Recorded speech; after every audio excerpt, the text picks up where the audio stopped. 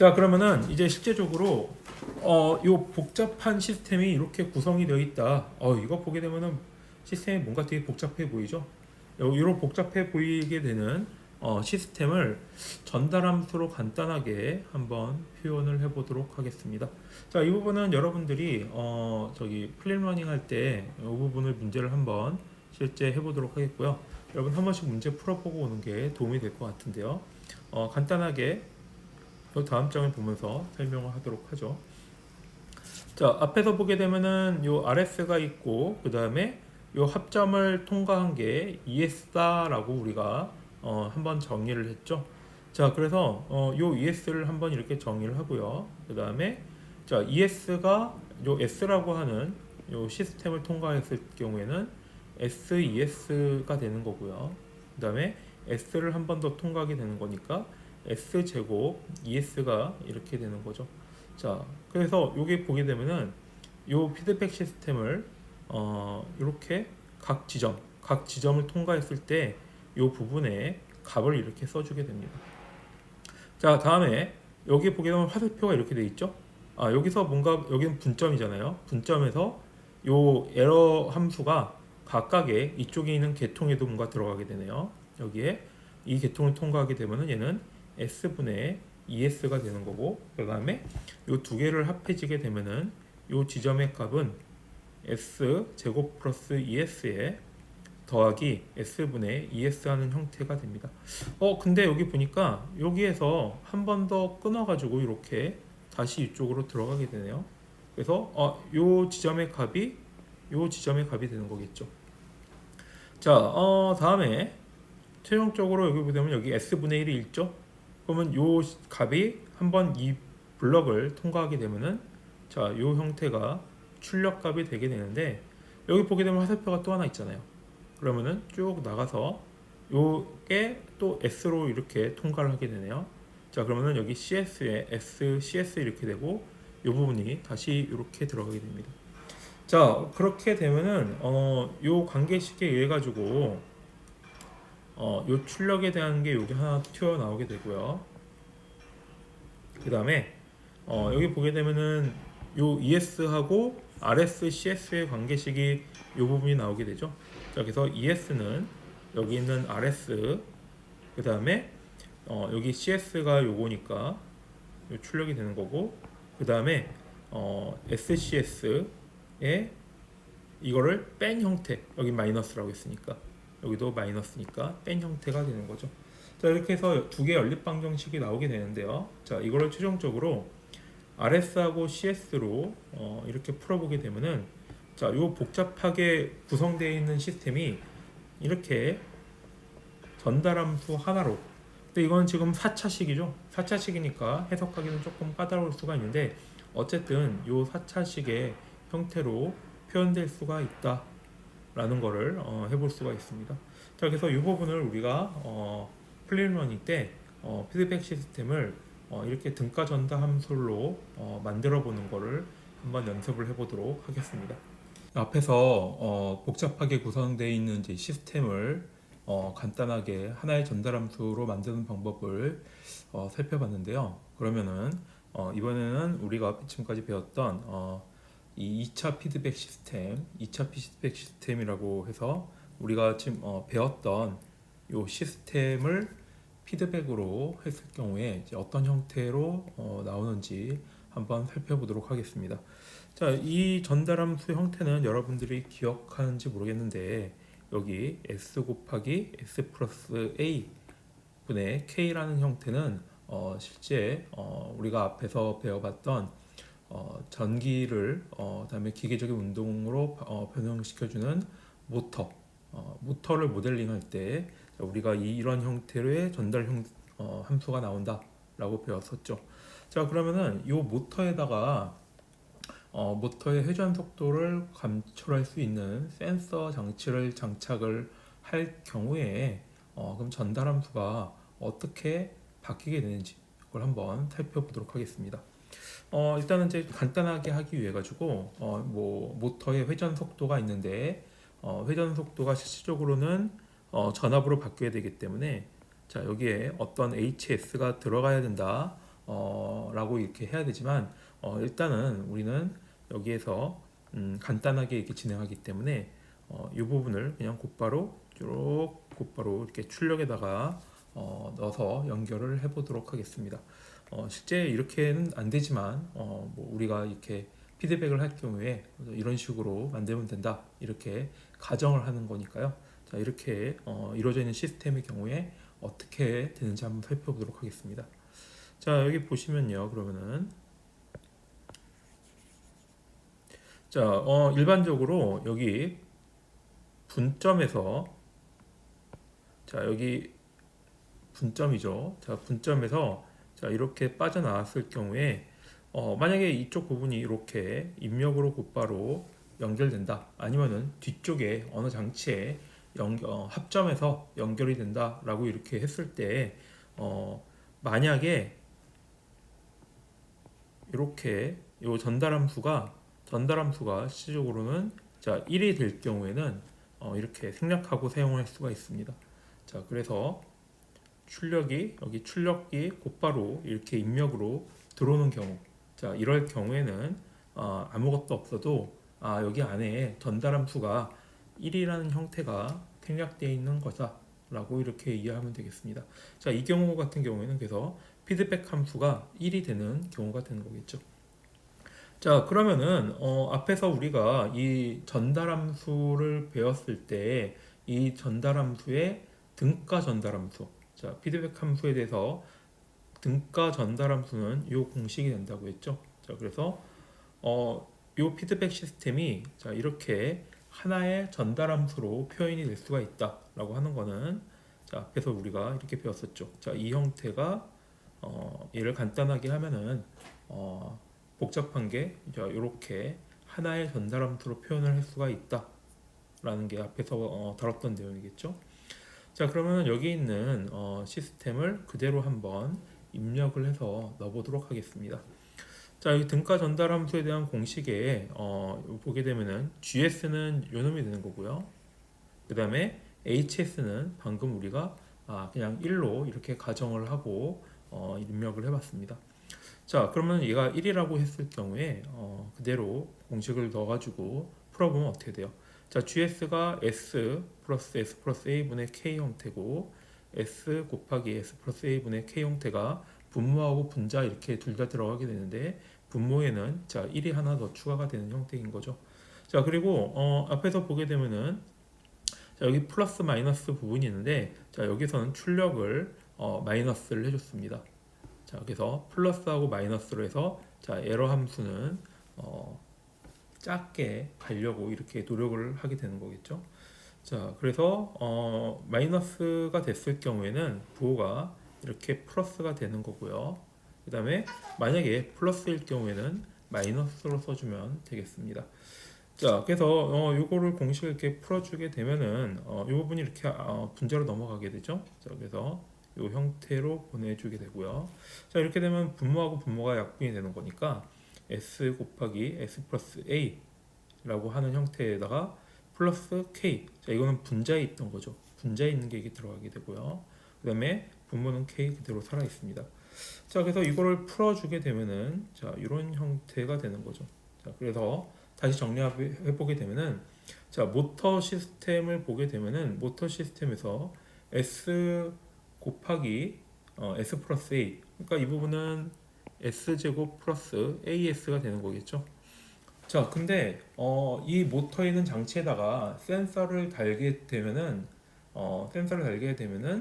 여기 아래 보는 것처럼 플러스 이쪽 부분에 상수 부분이 없었죠. 자, 앞에는 S하고 S의 제곱하고 S만 이렇게 개수가 붙게 되는데 자, 여기는 상수항이 추가가 됐습니다. 자, 그래서 이 상수항이 추가되는 거에 의해 가지고 시스템의 동작이 상당히 재미있게 이렇게 바뀌게 되는데요. 이 동작이 어떻게 동작하는지에 대해서는 이제 다음 주에 다뤄보도록 하겠고요. 그래서 여러분들이 생각하면은 뭔가 내가 어떤 시스템을 만들어서 제어를 하고 싶어. 근데 제어를 하고 싶은데 내가 센서를 달면 될 거야. 라고 생각해가지고 센서를 그냥 달면은 그걸로 끝나는 게 아니란 얘기인 거죠. 왜? 우리가 전달함수가 이렇게 구성이 되어 있는데 센서를 연결하는 순간 전달함수 시스템이 이런 형태로 변형이 이루어지게 됩니다.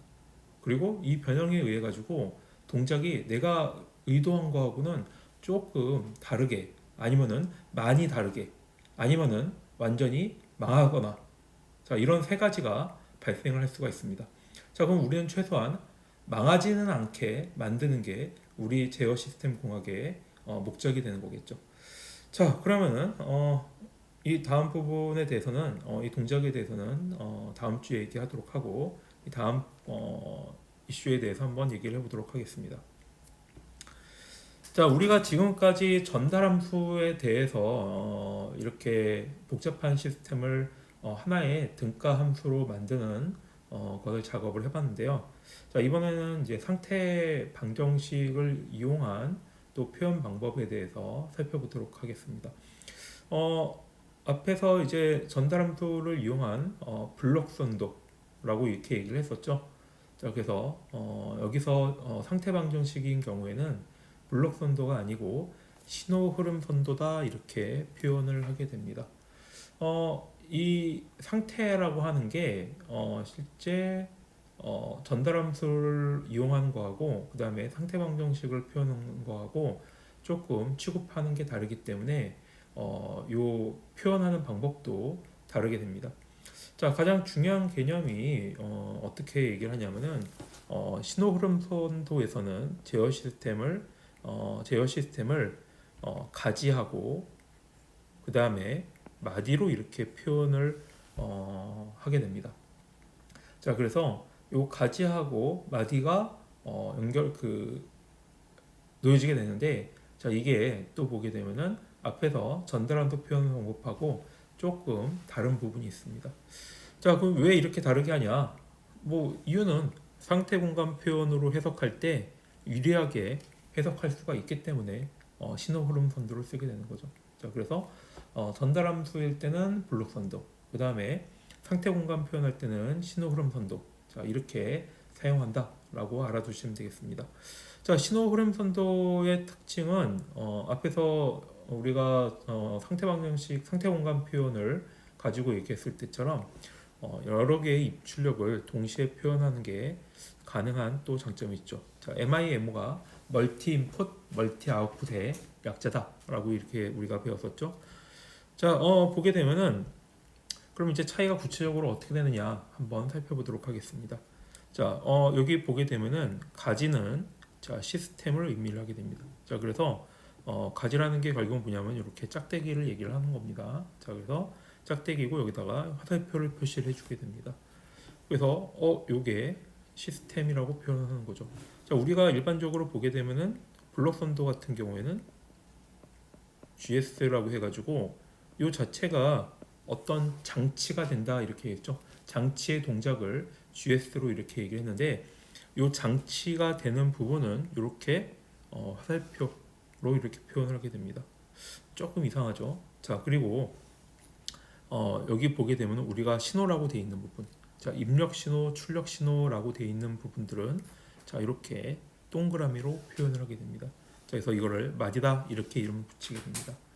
자, 여기서 보시게 되면요. 그래서 멀티 인풋, 멀티 아웃풋의 예라고 들었는데, 자, 여기 그래서 신호를 이렇게 동그라미로 표시를 하게 되는데, 자, 동그라미가 이렇게 표시가 이제 세 개가 되어 있고, 그 다음에 여기는 G1, G2, G3라고 하는 세 개의 전달함수로 이루어진 시스템으로 구성이 되어 있습니다.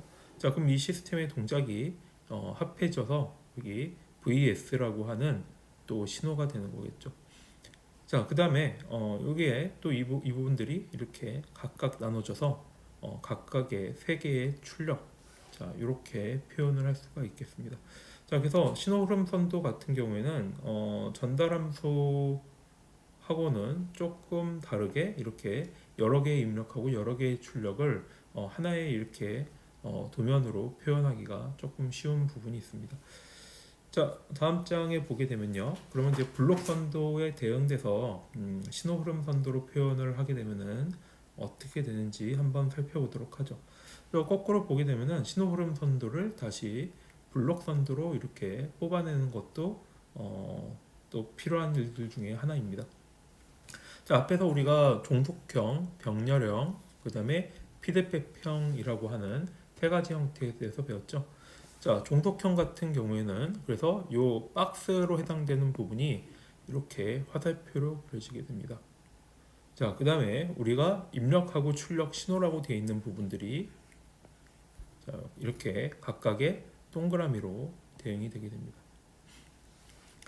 자, 그러면 이제 한번 생각을 해볼게요. 왜 블록 선도는 네모인데 화살표인데 신호 흐름 선도는 동그라미하고 화살표가 서로 바뀌게 됐을까? 자, 이거는 상태 공간 표현 방법에서 제가 상태라고 얘기를 했었죠. 자, 상태라는 게 뭐예요?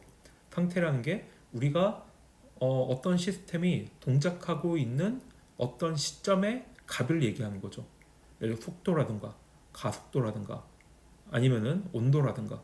자, 이건 우리가 퀴즈에서도 얘기했던 거였죠. 자, 그런 상태이기 때문에 결국은 요 각각이 우리가 입력이라고 하고 출력이라고 하는 것들이 어떤 시점에서의 상태가 됩니다. 자, 그렇기 때문에 이 상태를 표현할 때 요 동그라미로 이렇게 표현을 하게 되는 거죠. 자, 그러면은 요 장치 시스템인 G는 어떻게 되는 거냐? G는 요 상태가 이 G를 이동을 하게 되면은 다른 상태로 변한다 라는 개념 때문에 신호 흐름 선도 같은 경우에는 상태 공간 표현을 하기 적합하게 만들어졌기 때문에 이렇게 장치하고 그 다음에 제어 신호하고 이렇게 형태가 바꿔서 이렇게, 왜냐하면 개념 자체가 달라지는 거기 때문에 자, 이렇게 표현을 하게 되는 거죠. 자, 그럼 마찬가지로 병렬형 같은 경우에는 자, 여기서 세 개의 분점으로 나눠지게 되는데요. 요 세 개의 분점 같은 경우에는 이쪽에서 요 G1, G2, G3 시스템으로 가는 거잖아요.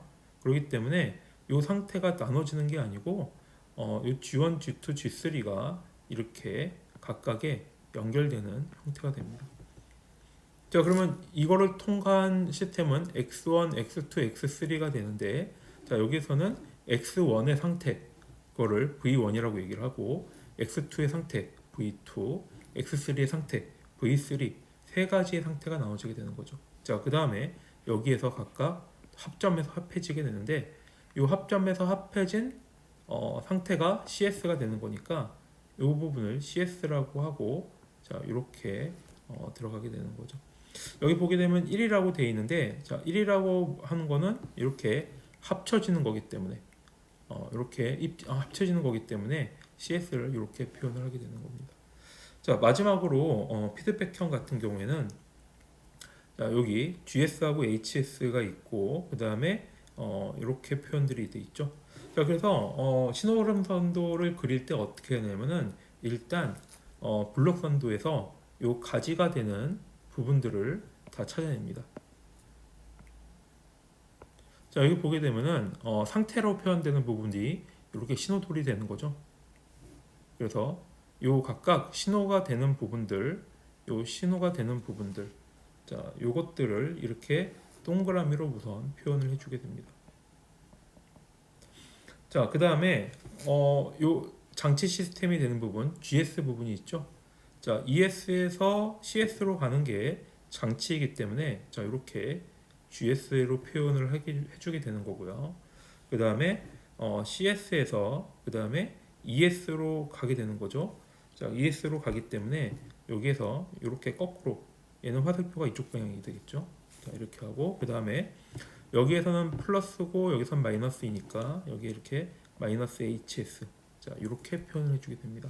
자, 마지막으로 자, RS에서 ES로 가는데 이 부분은 그냥 더해지는 거니까 여기서는 이렇게 표현을 하고 1 이렇게 써주게 되면은 이 블록 선도를 자, 이렇게 신호 흐름 선도로 표현을 해줄 수가 있습니다. 자, 거꾸로 또 신호 흐름 선도를 보고 우리가 블록 선도로 이렇게 뽑아낼 수도 있어야 되는 거겠죠. 이거 여러분들 한 번씩 따져 보시게 되면은 어떻게 하면 되겠구나라는 걸 감을 잡으실 수가 있을 것 같습니다.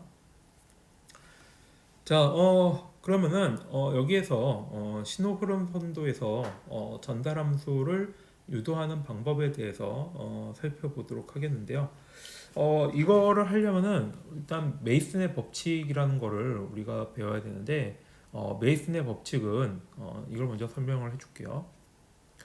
자, 이걸 뭐 여기서 제가 좀 다 읽지는 않겠고요. 메이슨의 법칙은 뭐냐면은 신호 흐름 선도를 통해 가지고 요 블럭 선도로 뽑아내는데 메이슨이라는 사람이 어떤 법칙을 발견했기 때문에 메이슨의 법칙이라고 합니다. 자, 그래서 메이슨의 법칙은 자, 이런 공식으로 이루어지게 되는데요. 여기 보시게 되면은 상당히 복잡해요. 그래서 이걸 뭐 외우는 것도 아니고 실제 신호 흐름 선도가 있을 때 여기에서 우리가 블록 선도로 이제 바꾸고 싶은 부분이 있을 경우에는 요 메이슨의 법칙의 공식에 그대로 대입을 해가지고 풀어넣게 되면은 전달 함수를 구할 수가 있습니다. 자, 근데 여기에서 네 가지 중요한 메이슨의 법칙에 사용하는 네 가지 용어가 있습니다. 자, 하나가 루프 이득, 그 다음에 순방향 경로 이득, 그 다음에 비접촉 루프, 비접촉 루프 이득이 있습니다. 자, 요 네 가지를 신호 흐름 선도에서 구분을 해내야지만 여기 있는 공식에 대입을 해가지고 우리가 전달 함수를 뽑아낼 수가 있는데요. 자, 그러면 요 좀 복잡하죠?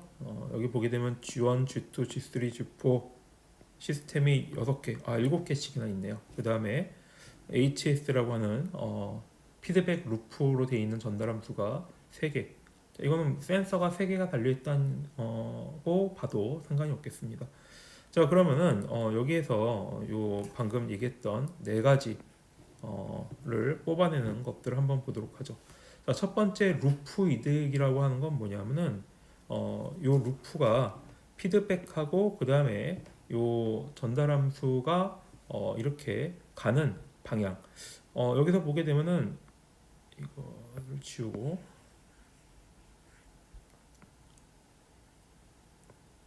자, 여기서 보시게 되면요. 결국은 요 제어 신호가 이렇게 시스템을 통과하면서 가는 어떤 경로들이 형성이 되는 거잖아요. 신호 흐름이기 때문에 신호들이 어떤 방향으로 어떤 흐름으로 가냐 그거를 의미를 하게 되는 건데요. 자, 루프 이등은 뭐냐면은 요 부분하고 요 부분에서 이렇게 센서가 피드백 루프가 형성이 됐을 때 자, 이렇게 돼서 이런 식으로 한 바퀴를 돌 수 있는 경로가 몇 개가 있냐라고 하는 겁니다. 그래서 루프 이등은 뭐냐면은 그래서 G2, G1이 이렇게 한 바퀴가 돌게 되는 거죠. 자, 그래서 이걸 루프 이득 이렇게 표현을 하는데 그러면 루프 이득이 이 전체 시스템에서 어떤 루프가 몇 개가 형성되는지 한번 살펴보도록 하죠. 자, 가는 게 여기서 이렇게 가가지고 자, 이렇게 가는 게 하나 생기죠. 자, 그 다음에 이 부분을 보게 되면은 이렇게 가서 그 다음에 이렇게 올라오는 게 하나 생기게 됩니다.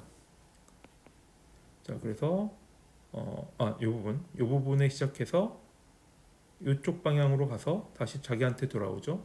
그 다음에 또 하나는 뭐가 있어요? 이렇게 간 다음에 이렇게 가가지고 이렇게 돌아오는 방향 두 개가 이렇게 또 형성이 되게 됩니다.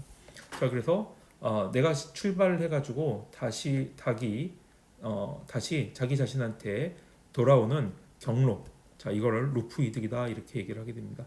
자, 그 다음에 순방향 루프 이득은 뭐냐면요. 순방향 경로 이득은 뭐냐면은 여기에서 이 신호가 가는 경로가 몇 개가 있느냐. 근데 뒤로 돌아가지 않고 그냥 순수히 흘러가는 경로가 몇 개 있느냐.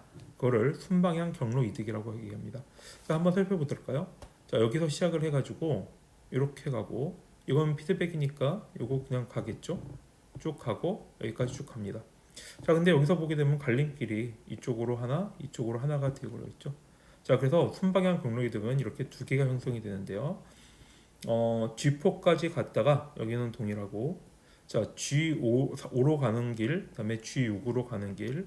자, 요게 두 개가 하나 생기게 되는 거죠. 마지막은 합해져 가지고 G7 자, 이렇게 가게 됩니다. 자, 그래서 이거를 순방향 경로 이득 자, 이렇게 얘기를 하게 되는 거고요. 자, 비접촉 루프는 뭐냐면요. 자, 앞에서 루프 이득에서 있었는데 앞에서 여기 보게 되면은 요거 요 세 가지 요 세 가지는 다 이 루프에서 형성이 되는 거잖아요. 근데 루프가 얘하고는 여기 뒤에 있는 루프하고는 서로 상관이 없죠. 자, 그렇기 때문에 비접촉 루프는 자, 이렇게 앞에 있는 루프 이득에서 분리를 해주게 됩니다. 자, 그래서 이거를 비접촉 루프 이렇게 표현을 하게 됩니다. 자, 그 다음에 비접촉 루프 이득은 뭐냐면요. 그럼 이제 서로 이 루프가 이 루프하고 이 루프하고 접촉이 안 되기 때문에 서로 상관이 없는 루프가 형성되게 되는데요. 자, 그래서 비접촉 루프 이득은 뭐냐면은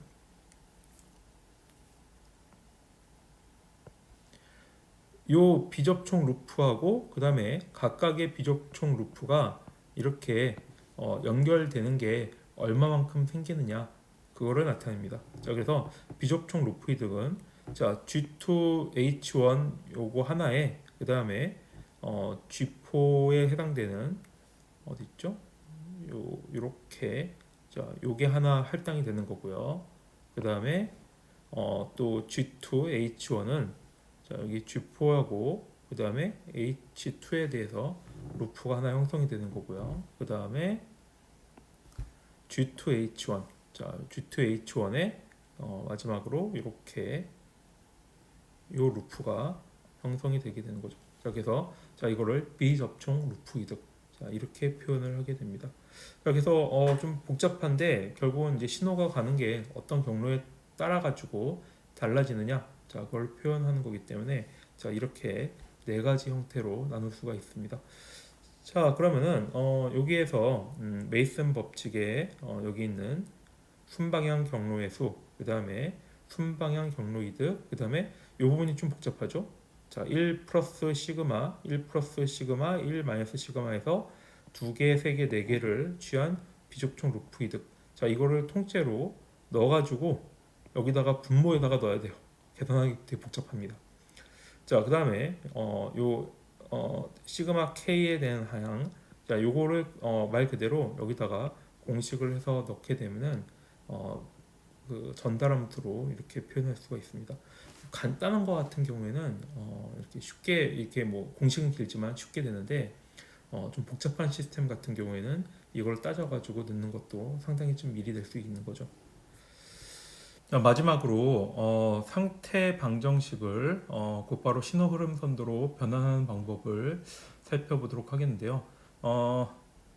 요 앞에 부분 메이슨 뭐 공식이나 그 다음에 상태 방정식 신호 흐름 선도 변화는 이런 식으로 되는구나 아니면 이런 거가 있구나 하는 정도로만 알고 계시면 될 것 같습니다.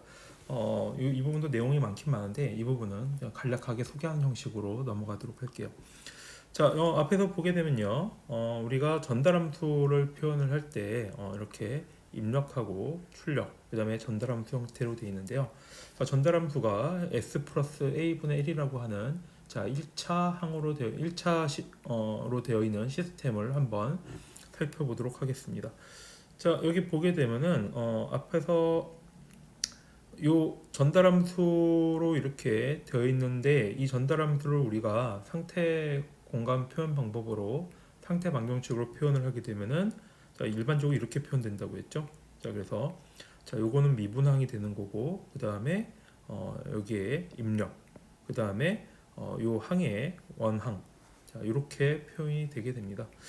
자, 그래서 요 부분을 우리가 전달함수로 뭐 변환하고 하는 게 있는데 그게 아니고 내가 만약에 컴퓨터 시뮬레이션을 하려고 해요. 근데 미분 방정식이 있어. 자, 그럼 우리가 지금까지 전달함수 표현 방법을 했을 경우에는 이걸 다 모델링 가지고 바꾸고 그랬잖아요. 그게 아니고 미분 방정식이 있으면은 자, 이거를 곧바로 상태 방정식으로도 표현을 할 수가 있는 거죠. 전달함수 부분은 건너뛰고. 자, 그래서 미분 방정식만 이렇게 세운 다음에 곧바로 신호 흐름 선도로 이렇게 표현을 해볼 수가 있습니다. 여기 보게 되면은 dt분의 dci는 우리가 일반적으로 미분항이니까 요 출력을 미분한 형태라고 이렇게 표현할 수가 있겠죠. 자, 그래서 자, 상태를 이렇게 동그라미로 표현을 할 수가 있고요. 그 다음에 또 출력 부분은 이렇게 CS 형태로 표현을 할 수가 있습니다. 자, 그리고 이 부분이 입력이 되겠는데요. 자, 입력은 자, 이 형태가 되는 거겠죠.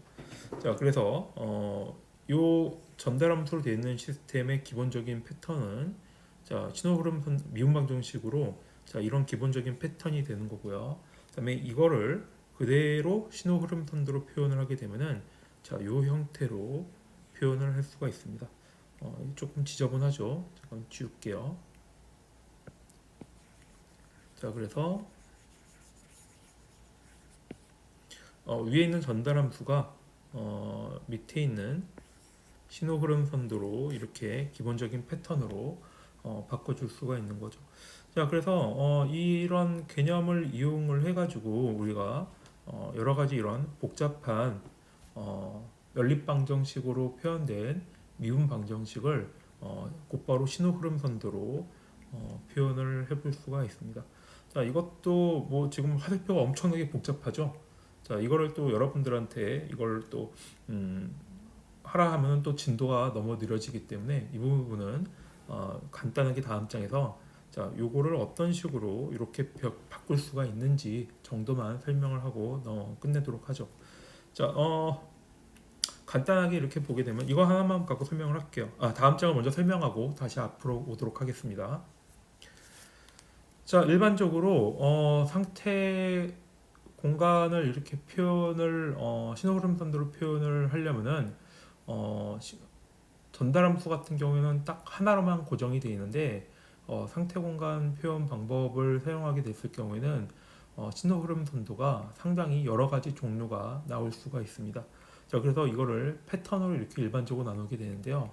뭐 종속형, 병렬형부터 해가지고 뭐 여러 개가 존재하고 있습니다. 자, 여기서는 그냥 종속형에 대해서 하나만 이제 설명을 하고 넘어가도록 할게요. 자, 만약에 이걸 하나 보도록 하겠습니다. 자, RS분의 CS가 이렇게 S2, S3, S4분의 24 자, 이렇게 세 개의 항으로 이루어진 3자 시스템이 있다라고 이제 가정을 해보도록 하겠습니다.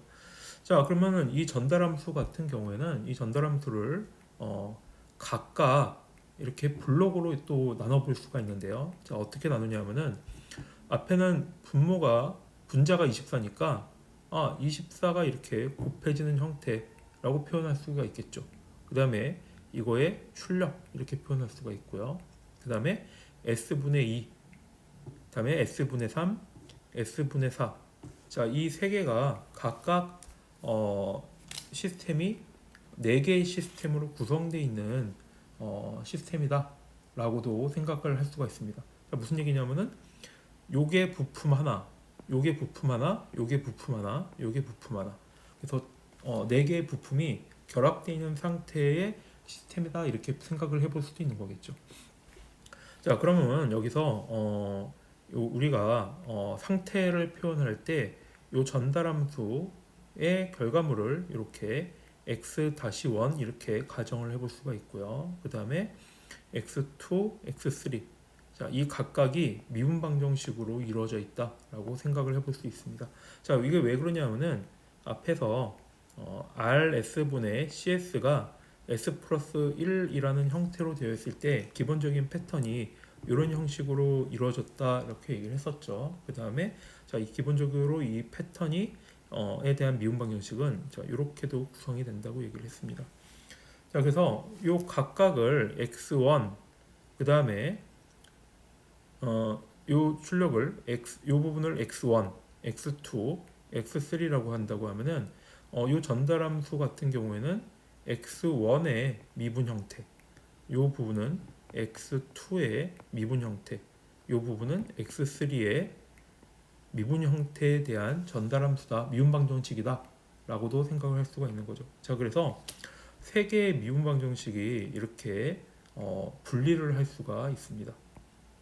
자, 이 부분들은 각각 이 분모하고 분자에 의해서 결정되는 값들이겠죠. 자, 마지막으로 출력 방정식 같은 경우에는 출력 방정식은 y는 우리가 이 부분 출력이 되는 ct라고 했으니까 그냥 ct라고 이렇게 입력을 기입을 해주면 되는 거겠죠. 자, 그래서 요 전달함수로 곧바로 요 세 개의 미분 방정식을 이런 식으로 뽑아낼 수가 있고요. 이 미분 방정식을 뽑아내게 되면은 자 이렇게 행렬로 표현을 할 수가 있죠. 자 그래서 이걸 뭐라고 불렀죠 우리가? 자 시스템 행렬 A라고 이렇게 얘기했었죠. 그 다음에 이거는 입력 행렬 B라고 얘기를 했고요. 자 그래서 이 부분을 똑같이 기본적인 X1에 대한 패턴 이렇게 그 다음에 이 부분도 이렇게 이 부분도 자 이렇게 연결해 가지고 이 기본적인 패턴이 세 개가 이렇게 순서대로 연결되게 하는 신호 흐름 선도로 이렇게 표현을 해볼 수도 있습니다. 자, 그래서 이거 말고도 강의자로 보면 상당히 많은 분량으로 이렇게 표현하는 방법을 이렇게 나타내고 있는데요. 자, 이렇게 표현을 하게 되는 거에 따라 가지고 시스템 행렬이 다 각기 달라지게 됩니다. 자, 그래서 이 컴퓨터가 연산하기 좋게 시스템을 어떻게 이제 결합을 하고 그다음에 분리를 하고 그다음에 이거를 각각의 미분 방정식에 대해서 행렬식으로 이렇게 표현을 하는 여러 가지 방법들이 있는 거죠. 아까도 얘기했다시피 그래서 우리는 이제 전달함수 쪽에 좀 집중하기 때문에 이런 식으로 시스템을 분해해가지고 다시 결합을 해서 시스템을 해석할 수가 있다라고 하는 정도만 알아두시면 될 것 같습니다. 자 그러면은 앞에서 우리 아까 얘기했듯이 그 플립러닝 시간에는 대면 시간에는 좀 복잡하게 구성된 시스템을 좀 하나의 등가 전달함수로 전환하는 거에 대해서 해보도록 하겠고요. 그 다음에 여러분들이 궁금해하는 질문사항 같은 경우는 시험 얘기하려다가 시험은 나중에 질문 들어오면 그때 답을 해주도록 할게요. 이렇게 간단히 얘기해서 신호 흐름 선도는 조금 비중을 좀 낮춰도 괜찮지 않을까 이렇게 생각을 해요.